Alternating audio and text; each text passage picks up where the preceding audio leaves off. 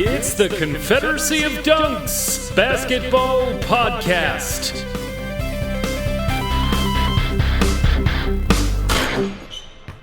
Okay, Fred, so we've got a bit of a different format today than we usually do on the podcast.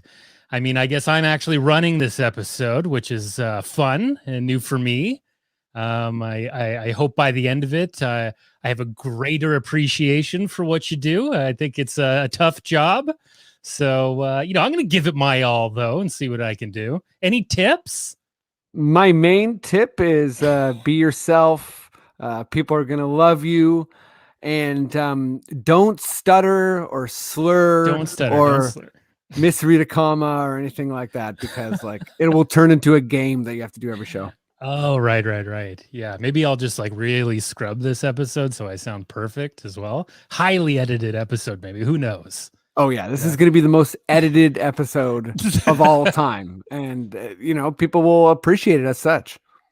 Okay, well, why don't we bring in the guests and then we'll explain what it is we're going to do today. I've got a hot video to show everybody. I'm real excited about it. But first, let's get to our guest number one, which is, he's on the Great Canadian Baking Show. He's a Second City alum. That's something I share with him. I'll explain later. He's a stand-up comedian, improviser, everything else. Give it up for Alan Shane Lewis.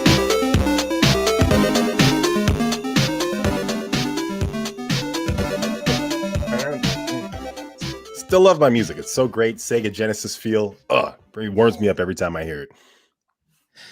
Yeah, Alan, as I was saying, I'm a Second City teen improv alum. So yeah, I think it's the same kind of fraternal thing. Like I'm allowed to come do sets and go backstage and all that, right? Yeah, you know the handshake, right? Yeah. The secret handshake. Yeah, we don't have to go into it. You know it. I really cut my teeth in the John Candy Theater. Okay? Matt, can I just say I love that you brought up part of his intro. You're like, oh, I'm going to talk about me later. Just wait. and then when Alan came in, he said, I love that music. And you're like, honestly, cram it. I was Second City alumni as well. I just feel like the teen improv alumni don't get enough credit and respect. Right now, somewhere sitting there, just like, yes, just getting a shout out from that. Some accountant that lives that listens to the podcast that did improv 20 years ago. But yeah, thanks for doing the show, Alan. Really excited for you to be in this segment. Also, I will say your podcast is nominated for Best Sports Series on the Canadian Podcast Awards, which is amazing. Yeah. And if people could go there and vote, I think it's canpodawards.ca. And if you could sign up and vote for them, that'd be great. Because fuck Steve Dangle, that hockey Leaf guy. Yeah. That you're up against. And the tennis pod. Tennis pod? A tennis pod? Yeah, there's a tennis pod. There's a hockey one, and then I forgot the other two. You are the basketball pod on there. Yeah. So gotta get the hardwood. Win. We got to represent for the basketball pods, out there. Yeah, absolutely. Damn right. Yeah, Canada is a basketball town. Let's do it. That's true. Well, if he's still there, let's maybe bring in the next guest. You see, first time doing this. I guess the intros are going a bit long. No, this is great. I'm just excited for another non-alumni to join you. Well, this next guest is a mainstay of the Social Capital Theater, a big-time improviser. If I ever got back in improv again, I'd want to do it with him because he'd take good care of me, He would take all my no's and he'd turn them into yeses, right? And, I've got a tie to the Danforth I'd like to talk about, but give it up for the great Matt McCready. Enough about me and this amazing song. I got to hear about this Danforth tie. I got to tie to the Danforth. Oh, man. Every listener is on the edge of their seat. What is this Danforth tie-in? Also, I love that saying someone's a Second City alumni and then going to the next person and being like, he's a mainstay at the Social Capital Theater. It's like showing off someone's Tesla and then the next guy comes in on a bicycle. Bachelor number 2. Hey, the bicycle's got a plug too, you can charge it.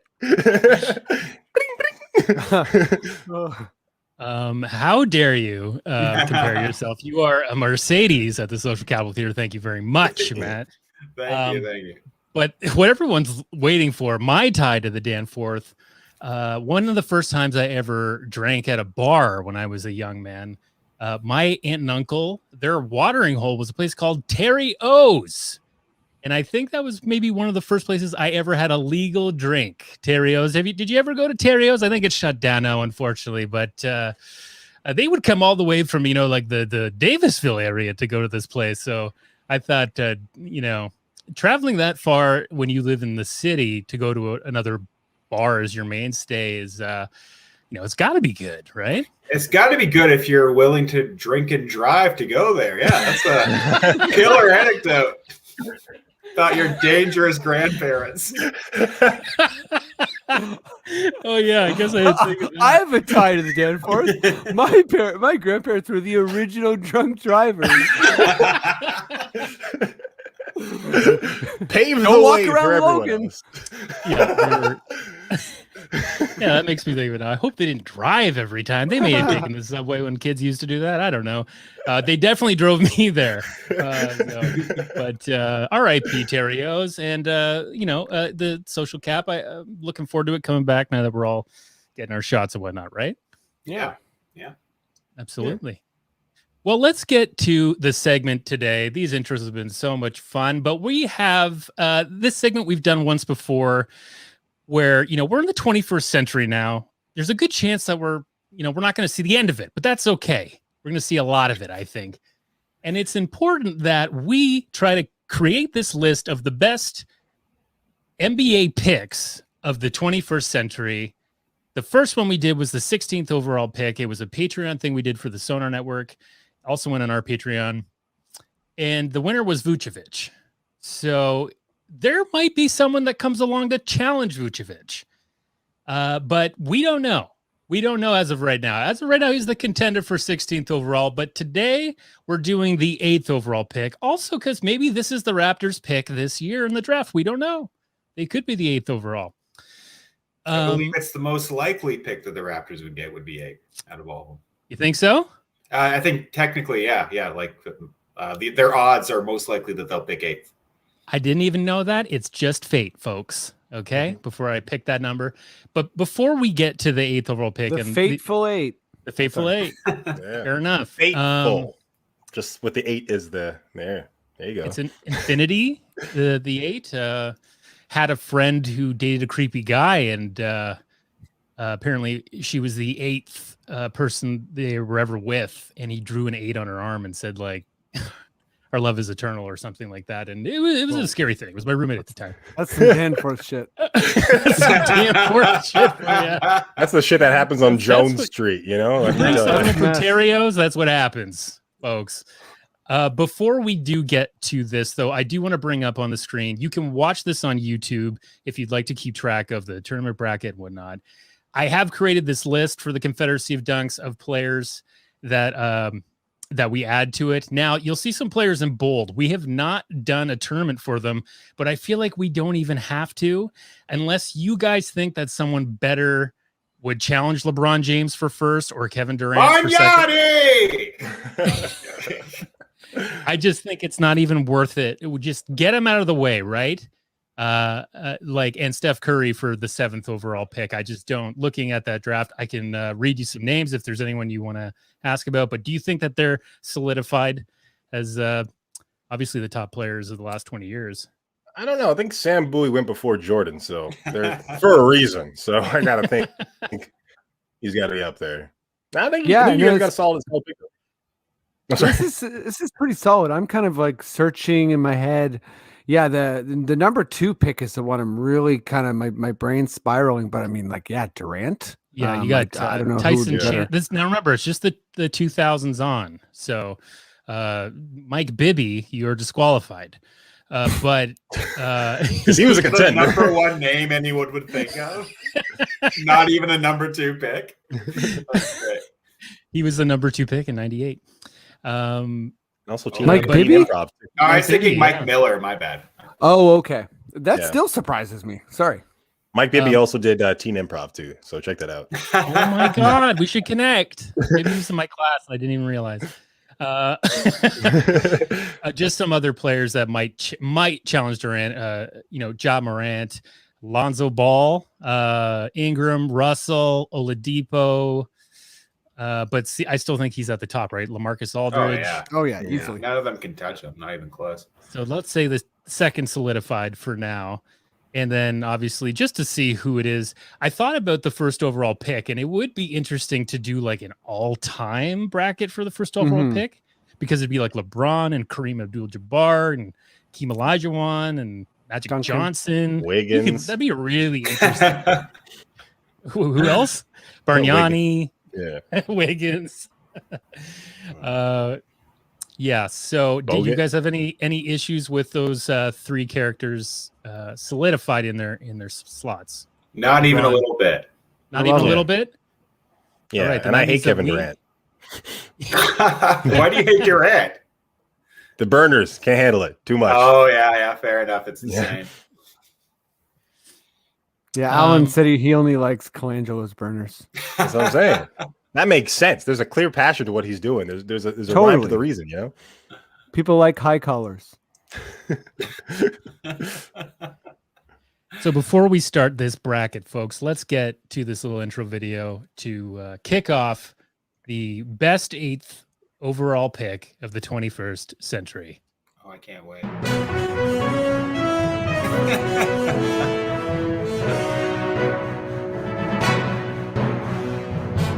Woo! This is amazing. What's that? That was a nice. Best draft picks of the 21st century. Number 8. This is awesome. That rules. Log on to YouTube right now. Search Confederacy of Dunks. That's a good video. Yeah, the last person with shorts that were 8 feet long was TJ Ford. Oh, right. So. Yeah, that makes a lot of sense. Okay, so let us start this tournament up. I'm just going to share the bracket so you guys can see it. And here we go. Oh, there it is. No. Where are you? There it is. Okay. So the players that I have picked as the best 8th overall pick of the last 20 years, I've got Jamal Crawford from the 2000 draft.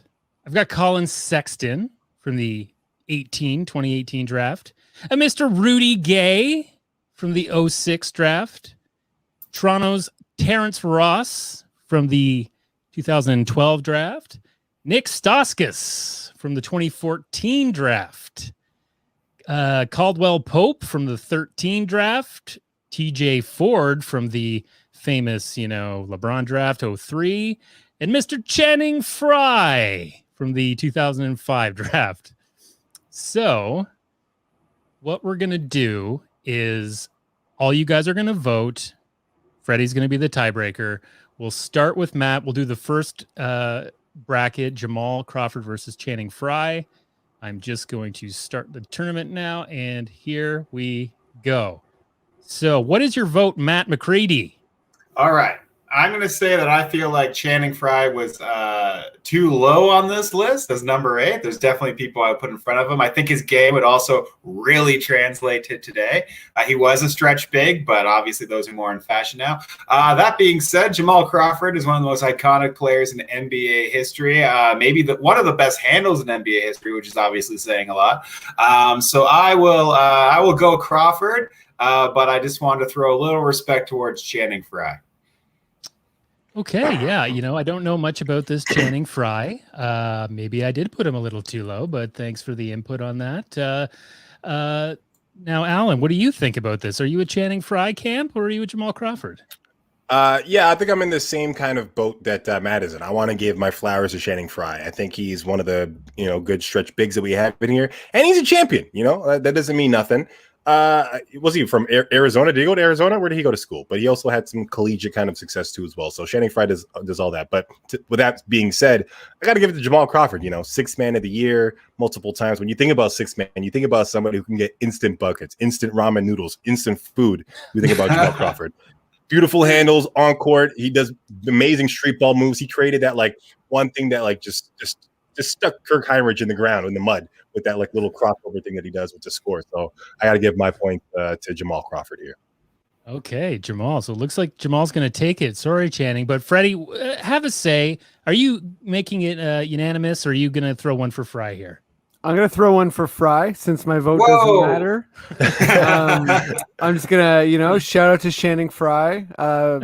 Gave me probably the most anxious-filled second half I've ever experienced live when the Raptors held on for dear life in the, I believe it was game 5? Game 4 of the Cleveland Raptors conference finals. And Channing Frye, that lineup was just devastating. We had no answer for the LeBron Love pick and roll plus shooters, and it was terrifying. But yeah, Jamal Crawford just is absolutely ridiculous. I'll throw a little jab at him, reverse to what Alan said, and that I think it's not his fault, but I think he's partially ruined the Sixth Man of the Year award. Him and guys like Lou Williams kind of made it all about scoring. Although that's probably not fair at all. I'm sure there's other guys before him that did that, but Jamal Crawford, just pure swag, amazing player. But Channing Frye. Well said. Okay. Mr. Crawford, the first pick of the 21st century, 8th overall, moves on to the next round, and we get to move on to the next match ourselves. We're going to go to the 4-5 matchup, which is the Toronto Raptors pick in the 2012 draft, Terrence Ross versus the 14 pick, Nik Stauskas. And Alan, let's go to you first. All right. I don't usually, pull out the Canadian card a bunch. I'm not that type of dude, but I am super happy when Canadians do well in the NBA. And I shout out Nik Stauskas. I think he's a great 3-point shooter. Just a great guy who just to have on your team can get his buckets when he is working. But that is a big when, right? When does that actually happen? Is he here and then? Is he even in the league sometimes? There's a lot going on. So I got to give my money to Terrence Ross. I think we're talking about a dunk contest. We're talking about somebody who can fly, but also shoot the 3-point shot. Also, 51 points. That's a lot of points. That's a half century. That's amazing. And, and also he played for the Raptors, but I think didn't Stauskas almost kind of play for the Raptors, but didn't make it. But I got to give it to TR right here. Also, here's a fun fact. TR, when he first came here to Canada or Toronto, him and his cousin lived together, and his cousin hit on my girlfriend. They tried to make them come back to the hotel that they stayed at. So I'm still giving him points here. This is wow. That's how lopsided it is. Right, exactly. He couldn't even overcome the fact that 7 that was degrees or whatever. Yeah. My girlfriend at the time, I should say, because we are not together. Yeah, because she went to Terrence Ross' hotel room. No, yeah, I feel like you don't have to go far to find someone with a story like that that's had this kind of encounter with a professional athlete. But Matt, moving on to you, are you in that same camp? Are you a homer? Much like Alan, I take great pride and happiness whenever a Canadian does well in the NBA, and that's why I find Nik Stauskas so depressing.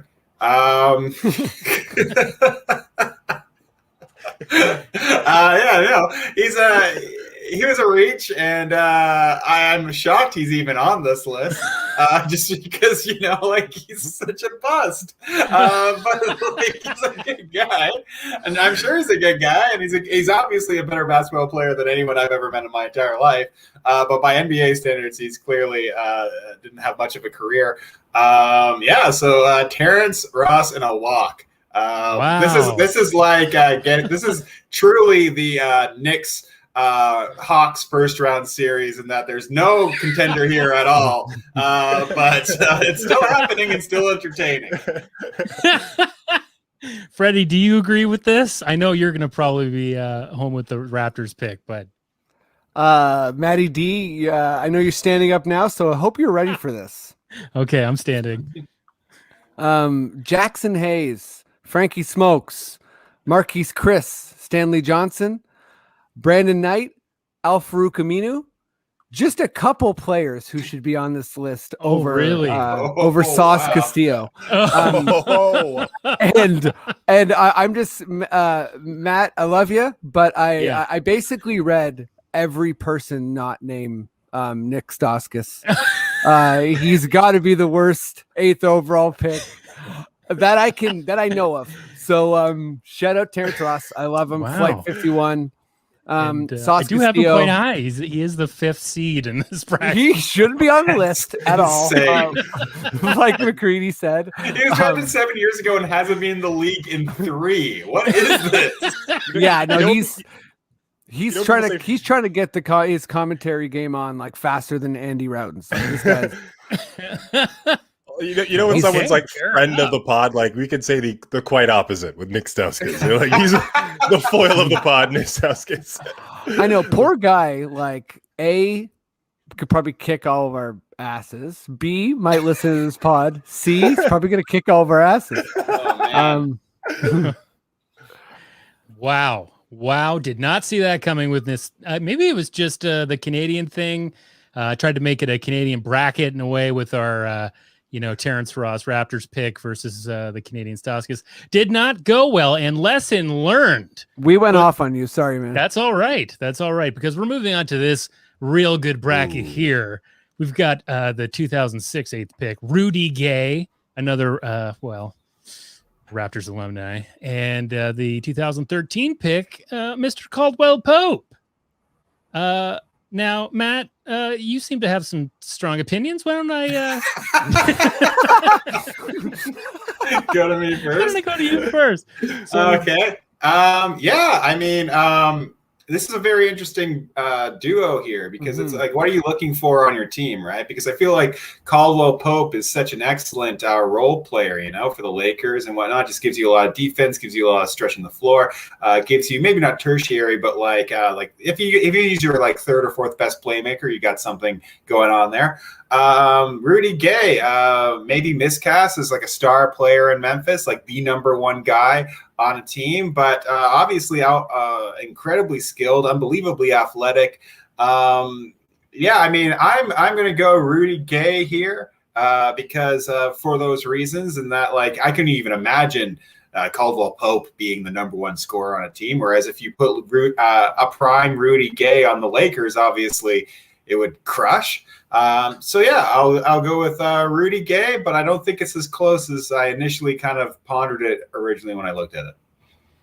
Okay, well, I did want to add Caldwell-Pope. I guess he's in my mind because I did see that clip of LeBron in the playoffs, yelling at him, being like, "I want you to shoot," and he just looked like a kid in kindergarten getting yelled at for putting markers on the table or something.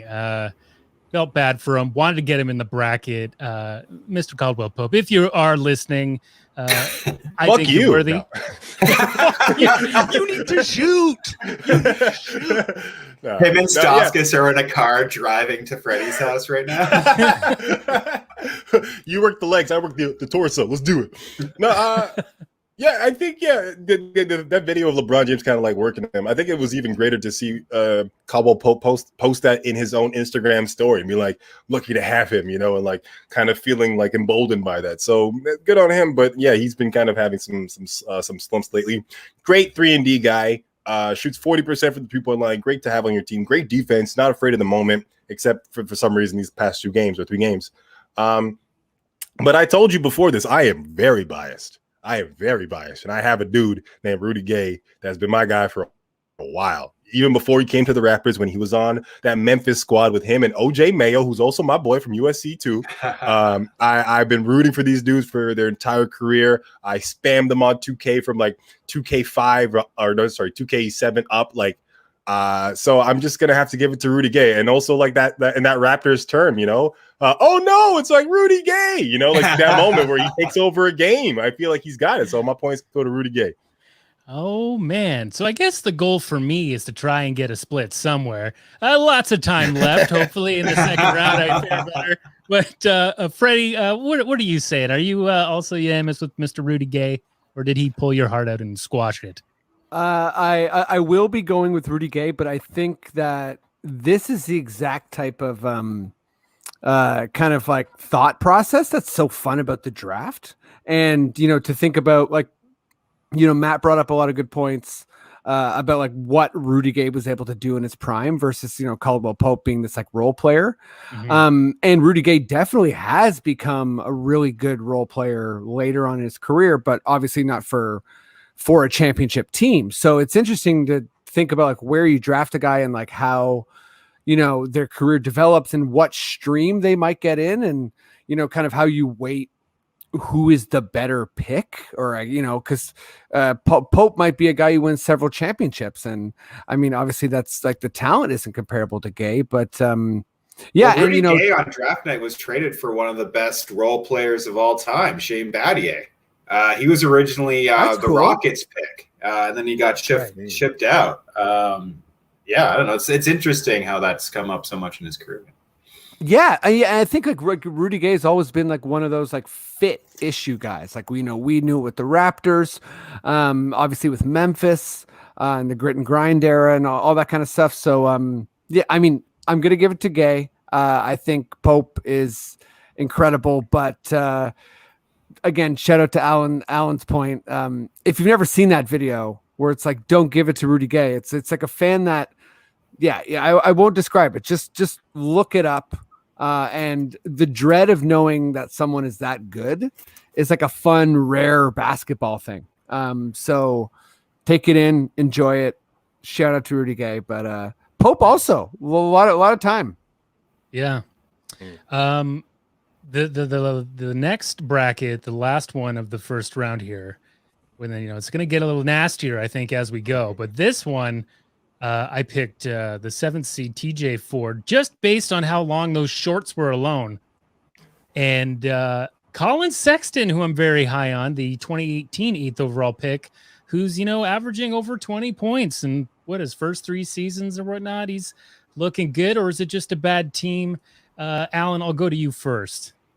Yeah, this one's hard. This one's hard, like for me, like to not be biased, because I do love TJ Ford. I think he's a great point guard, and if injuries didn't stop his career, there's so many things that he'd be able to accomplish and be a part of. And I would love to see him, you know, do some playoff basketball. But at the end of the day, I got to give it to the dog. I got to give it to the fighter out there, the type of dude who's going to play 5-on-3 basketball and defend like everybody and won't give up, and has a rat tail. Who has a rat tail still in the NBA? That's amazing. It's fantastic. So I got to give it to the man, the myth, the legend, Colin Sexton. You know, I'm all about that, the Cleveland Dogs, and I hope they do well. Fair enough. I like what I'm hearing so far. Matt, where do you sit? You want to split? You gotta split. Super shredder, because I'm going to chop off that rat tail. I have no respect for Colin Sexton. No, I'm just joking. It's fine. It's quite good. I'll go with Ford because, you know, are we going by potential? No, we're going by today. Who's the better pick? And Ford, I think, in his first couple of years was a better player than Colin Sexton. So I'm going to go with TJ Ford. If he didn't take that chop from Al Horford, I think he could have maybe had that amazing career. He really injured his neck badly then. It was always an issue when he was drafted. But lightning quick, set up his teammates, made the team better, was just murdering when he got injured, was just killing it. And Sexton's never touched that, in my opinion, in his career up until this point. So I'm going to go with TJ Ford. It's not an easy pick, but I want to fulfill your dreams, Matty D. Wow. So I picked him. I love it. Thank you so much, Freddie. This means the pressure's down on you. I am very, very excited for this. Okay, so this is a really good split. I think that if Colin Sexton is to continue forward, he will have a better career. No chance. He's put up numbers that TJ Ford hasn't done yet in his rookie year. Okay. So in this inflated era. Where I'll split the difference here is I do think that I disagree with McCready that TJ Ford was playing at a higher level I think Sexton has played at a higher level than TJ Ford ever played, but I think that TJ Ford still at this point has a bigger NBA resume than Sexton. And I'm not saying Sexton's going to flame out or get hurt. Certainly hope not. But I'm choosing the upset here. I'm going with my opinion, the current body of work. TJ Ford. Wow. I'm okay. You know what? That just makes it easier for Rudy Gay. Sexton. Well, looks like Matt has sorry, I'm afraid it's too late. Yeah, it's been cast. I'm okay with this. Because I was like, I saw that Sexton Rudy Gay matchup, and I was like, I'm gonna have to lie out my teeth about Rudy Gay being better, and I'm totally okay with this now.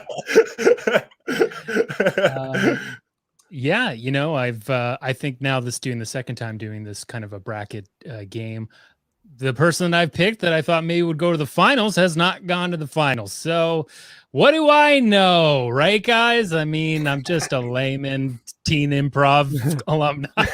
No, you're an audio expert, okay? That's true. That is right. Lame improv teen guy. Well, let's move on to the next round. We'll be able to gear through this a little bit faster. Let's go back to that next matchup of Jamal Crawford versus Terrence Ross. This is awesome. Yeah, so let's go with you, Matt. What do you think? You know, this kind of fits into the role player type of thing because, you know, Terrence Ross is such a lights out shooter. Crawford, if you really wanted to kind of improve a part of his game, that might be it. But I'm going to go with Crawford. I actually don't even think it's super close. Just provided so much value and entertainment. I mean, Ross is obviously very entertaining as well, but maybe not as maddening as Crawford could be. I love Crawford. I'm going to go with Crawford. All right. Alan, what do you think? Man, here's what I'm going to go down to. I'm going to go down to highlights because we're going down to career. It's already over. Highlights. I think Terrence Ross has dazzled us with a marvel of amazing dunks from the All-Star game to in-game, just going from baseline to other side, just dunking it and, through the legs and what he can do. But man, I have looked at way too many Jamal Crawford highlights, like downloaded them, giving my computer a virus, downloading like Kazaa, trying to get Jamal Crawford like mixtapes and getting those videos and trying that shit out like in the backyard in front of a mirror. So I got to give it to the dribble god, man, Jamal Crawford on this one.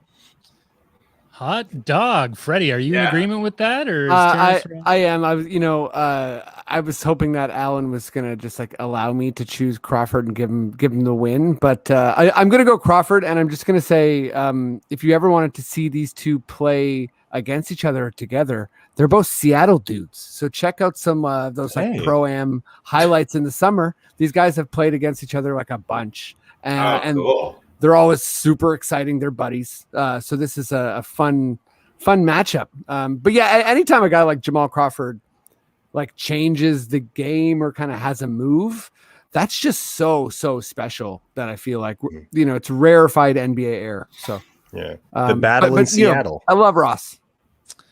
Battle of Seattle. But not deserving to go to the finals here. And very exciting for Mr. Jamal Crawford, the first pick of the 21st century, 8th overall in the finals. Very excited. He just popped up off his pillow. He's having a good time. Let's move to the next semifinal. Rudy Gay versus TJ Ford. Boy, I wonder what this finals is going to end up being. But we'll go with Alan. You want to go first and say? Yes. I know Rudy Gay. Me and Rudy Gay used to eat seedless grapes together. He is an amazing prospect. So I have to give it to my boy, my brethren, Rudy Gay. UConn legend, 3-point shooting, dunking champion out here. Give it to Rudy Gay. That was my Stephen A. Whoa. That It was horrible. That was great. Yeah, Matt, what do you have to say? Are you still with the Ford camp here? Yeah, Matt, can you do an impression? I tried Ford Fusion. Does that help? I can't do an impression. I can't do a single impression. I refuse. But here's an impression of somebody who knows what he's talking about. TJ Ford is my pick. And Whoa. My pick is because there's no criteria set out beforehand. And so I'm picking who would I prefer to play with. and I want the guy who's going to pass me the ball. So I'm going to pick Rudy Gay Ford, and it's a slaughter. Not even close. Ford. Wow. Freddie, you got some. You're setting up the finals here. This is just good. Like this a lot is of good. Ontario, I accidentally voted for Ford, and it will come to haunt me in the future. And just like a lot of people in Ontario, I won't heed McCready's warning, and I'll explore Ford with an open mind. But no, I am gonna go. I'm gonna go Rudy Gay. Love you, TJ Ford. The Al Horford incident. Oh my goodness, just so, it was like that's one of the most shocking. Horrible things I've ever seen in a basketball game. But Rudy Gay all the way. He just, if we're going to go highlights, YouTube some like Rudy Gay dunks. Oof. This guy does insane dunks. His windmill, it goes so low. It's crazy. He's got long freakish arms and a bounce. Like you shouldn't have both, and height, like all three. He's got it all. Except passing.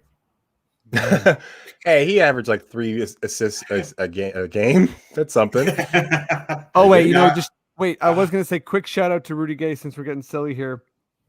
Right before he got traded with the Raptors, he instituted a no looking at the box score rule in the dressing room. Oh wow! Because he was taking he was going like 4 for 22 every game, and he was like, honestly, we're not looking at box scores anymore. And the coaches were like, oh, we really need those, and he's like, sorry. Rudy Gay has spoken. Well, I hope that Rudy Gay is now looking at the box scores as he goes into the finals as the oldest player, 8th overall pick of the 21st century, Mr. Jamal Crawford. We're in the finals. Matt McCready, who are you voting for here? Well, it all depends. Would you rather vote for the best case scenario of Rafer Alston or the worst case scenario of LeBron James? I'm going with Jamal Crawford. Oh, doggy. Okay, we got one vote for Jamal Crawford, the OG of the 8th pick of the 21st. And Alan, go ahead. Skip. Let me tell you something. Horrible Shannon Sharp. But I'm going to play the Shannon Sharp role today, all right? He's got his LeBron, and I got my Rudy Gay. All right, we're talking about 2K. You're going to want Rudy Gay. 3 and D. Also, dunking, he's got you. If you're playing NBA 2K8 right now or 2K10 right now, who are you going to choose? Jamal Crawford, who might get blocked on a layup, or Rudy Gay, who will dunk on Yao Ming? Who do you want on your team? You're going to want the guy with the ups, the guy with the three-point shot, and also a killer crossover for some reason. He was like crazy high in that game. So give it up for Rudy Gay, the 2K legend, the beast. Oh my God. Fred, shout out to everyone who's still playing NBA 2K08. It's the best one. Is it? I don't know. The new ones suck. Yeah. I just know those are trash. Yeah. If you're still playing 2K08, all I can say is be careful if you're grabbing a drink at Terrio's on the Danforth. Anything can happen. It's the Danforth. That's the arcade machine on Terrio's is NBA 2K08. Yeah. Great. This is a really, really good final. Crawford and Gay, I think both have, Crawford's career is done. So I think we've had a ton of like retrospective, like looking at him and stuff. But I think when Rudy Gay's career is done, people are going to be like, how many years did this guy start? How many points did he put up? Like, I think he's going to have quite the impressive resume in that kind of like low level, was only an all-star a couple times type of deal. Like, almost like the Antoine Walker variety, but like better than that, I think, which is impressive. Once you get away from the top tier of like superstars and whatever, it's like, it's about surviving in the league, being a relevant player, being a starter. Like, there's a lot of Crawford was in the league last year. I don't think Gay will be in the league 5 years from now, That's true. So yeah, maybe Crawford's got we'll have some major longevity. I guess I'm probably underestimating just how long Crawford did play. I think his last game he was 40 and he put up like 45 points or something. Didn't he put up a crazy amount in his game for Phoenix? Against like the Suns or something like that, right? Yeah, or he was playing for the Suns. A memorable career for Jamal Crawford. You're swaying me. But I have to say, if we're talking about career averages, who has the higher career average, it's Rudy Gay. If we're talking about people who led teams, it's Rudy Gay. Jamal Crawford never led a team. He was just kind of the background noise on a bunch of teams because he can do that. But True. you Rudy couldn't put Gay the ball will in lead your team to the 11th seed. He's great at that. That's something. That's a lead. That's a leader. Jamal Crawford wouldn't even try that. He wouldn't even attempt that. Come off the bench, see what's going on, and then put up his numbers by himself. He was playing for himself, not your team. Rudy Gay was playing for you. Okay, final answer. Rudy Gay was playing for you. We've gone pure political attack ads now. My final answer, in fact, is Jamal Crawford. Whoa! I wanted to go Rudy Gay. Rudy. I tried. I really did, but I just think here's the deal. I was gonna say I choose Rudy Gay because he seems like he's more friendly, and Jamal Crawford would be too cool for me. But then my FOMO kicked in, and I'm like, wonder what Jamal Crawford's doing right now.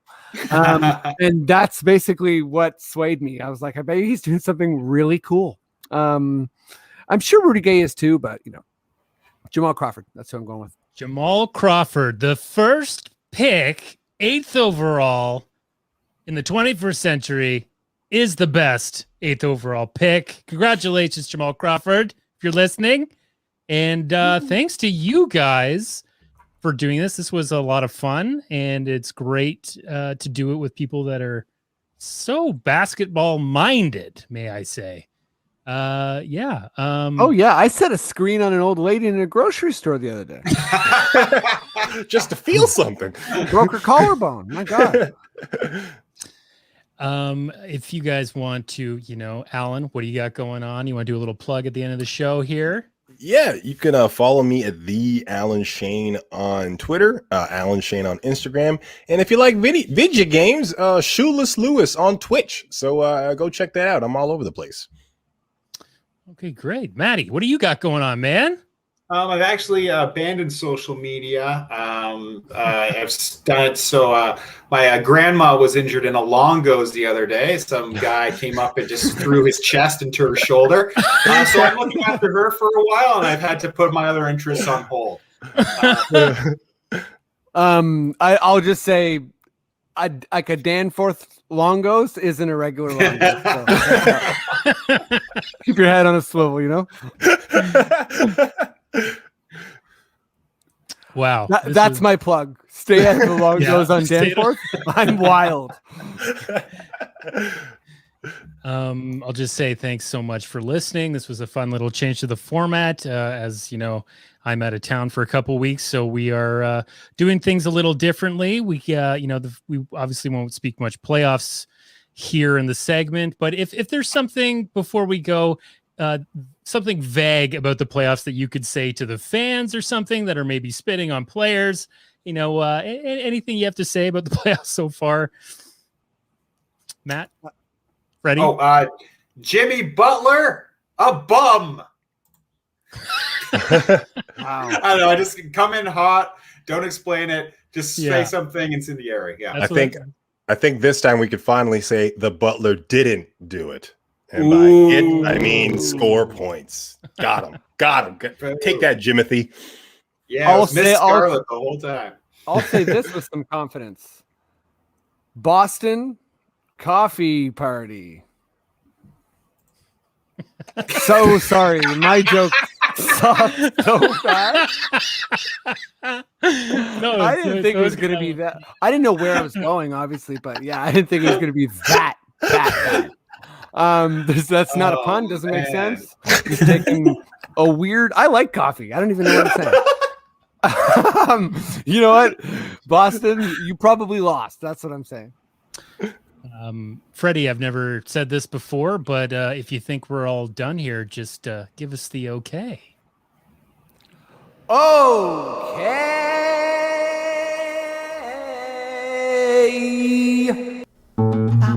This podcast has been brought to you by the Sonar Network.